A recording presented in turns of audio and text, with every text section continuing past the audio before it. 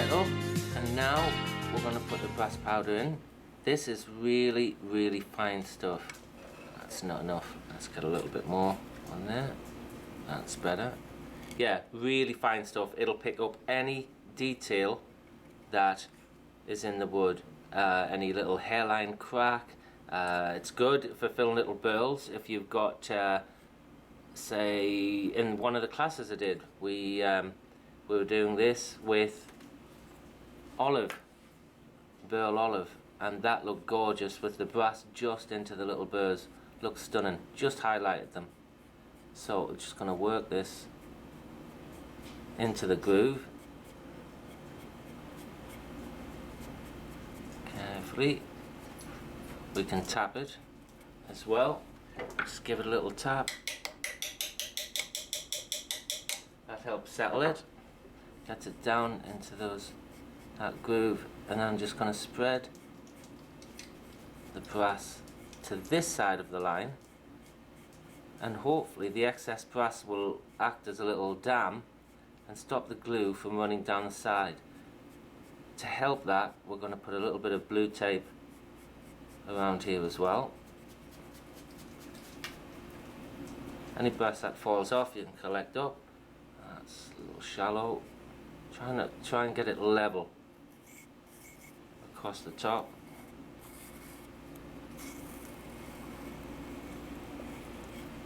That's better. Any brass that falls off will collect underneath, and you can put it back into your bag. Just a little bit there. Okay, that looks good. As an added extra precaution, we're going to use a little bit of blue tape around here. Again, that's to stop any glue that may run down the side.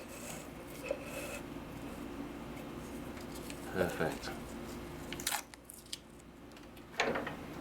Okay, so now we're just going to put the super fast thin glue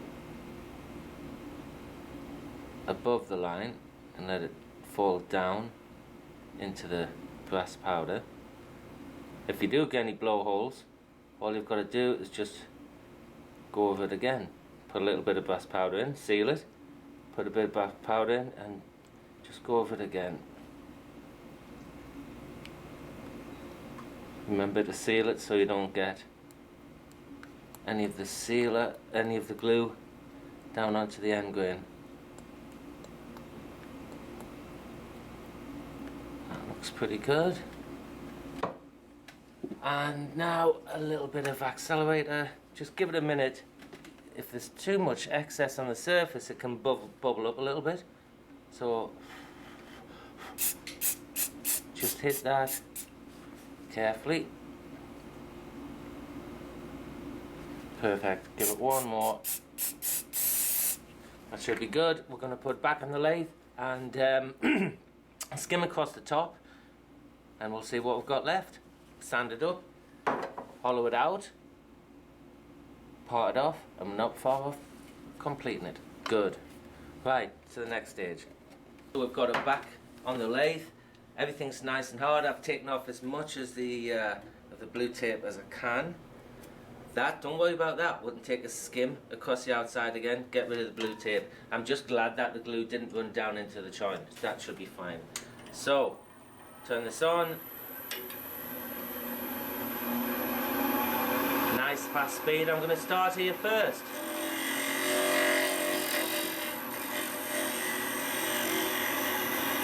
Just lightly trail that over. What you're looking for is just a pale green line around about there.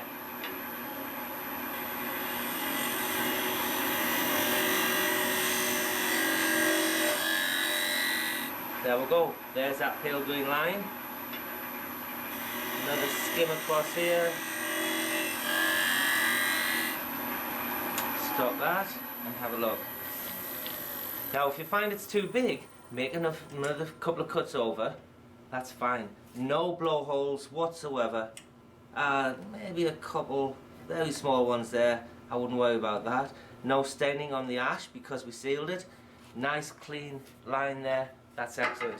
While I'm in this position, before we start to hollow, I'm going to pick up the roughen out gouge and just skim across the outside here, just as I did before.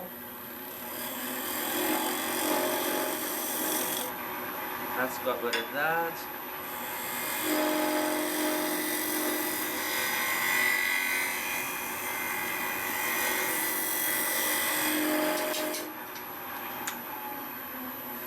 Let's have a look at that.